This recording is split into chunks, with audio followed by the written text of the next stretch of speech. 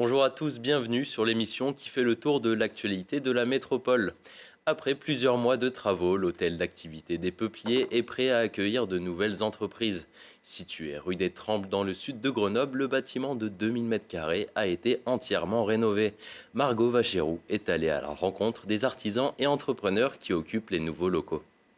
L'hôtel d'activité des Peupliers a vu le jour dans le quartier Grande-Alpes. Cet espace moderne regroupe plusieurs entreprises de différents secteurs et vient dynamiser le sud de Grenoble avec le soutien de la région. La réhabilitation, elle doit se faire sur l'ensemble du territoire, naturellement. C'est complémentaire, tout simplement. Donc pour les habitants aussi, c'est très important d'avoir une zone d'activité ici dans leur quartier. Nous tenons vraiment à ce que les entreprises restent dans notre région Auvergne-Rhône-Alpes pour être au plus près des habitants et puis aussi de leurs clients. Proche de la ville neuve, ce lieu a aussi pour mission de prolonger la rénovation du quartier entamée par la métropole. On est 100% aux côtés de la ville de Grenoble et des autres institutions pour que les lieux soient agréables, que les citoyens vivent dans des logements dignes et décents et qu'on ait du commerce de proximité et de la vitalité économique en lien avec ce que l'on porte, c'est-à-dire la résilience économique sur le territoire. Ce qui nous tient vraiment à cœur côté métropole, c'est l'inclusion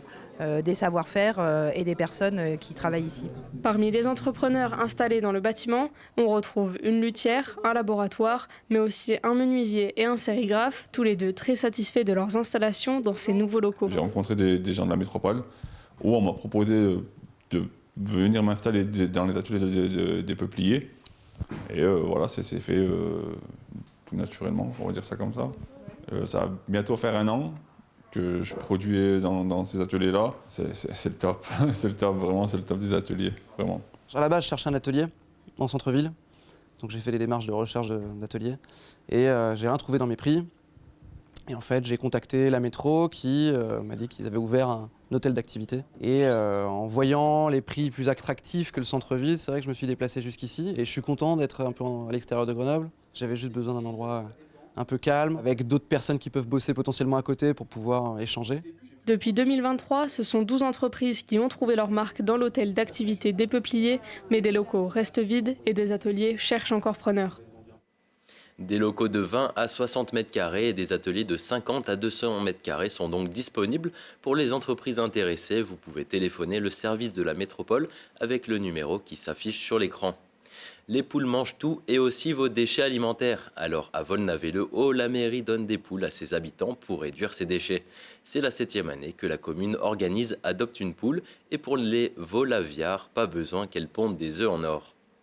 Adopter une poule, ça vous dit? Eh bien pour ça, il faut habiter à Volnavez-le-Haut. Depuis 2018, la commune donne à ses habitants 2 poules pondeuses par an. Cette fois, 27 familles sont venues récupérer leurs volatiles. Poule, elle s'appelle comment? On a Joséphine. Ok, très bien. Voilà, Pour Joséphine. Et ben, elles vont vivre tranquillement dans le jardin et elles vont surtout manger nos épluchures de légumes et pondre des œufs. C'est intéressant aussi.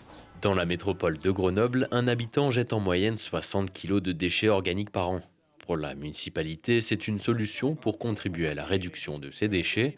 Des épluchures, des restes de coquillages et même de la viande, les poules peuvent avaler jusqu'à 150 kg de restes par an.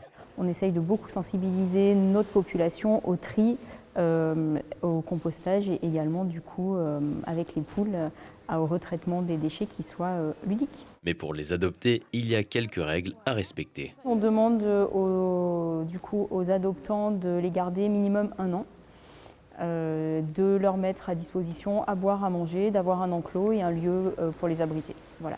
On est à la campagne, donc on a des fouines, on a des renards, on a des buses. On essaye de faire au mieux pour qu'elles survivent le plus longtemps possible. On est à la campagne, c'est les risques, mais voilà. Une fois, voilà ma belle.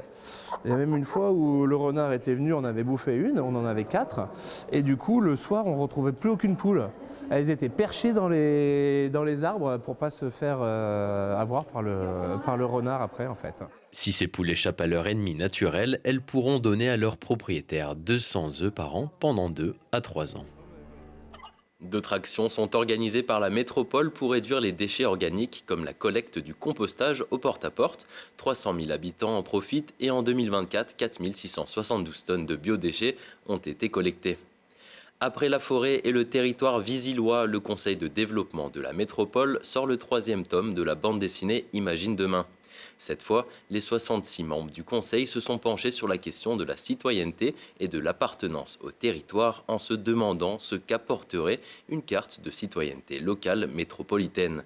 La BD est disponible en format papier ou en numérique. Merci d'avoir suivi Métropole Hebdo. Retrouvez-nous en replay sur télégrenoble.net. Très bon week-end à tous.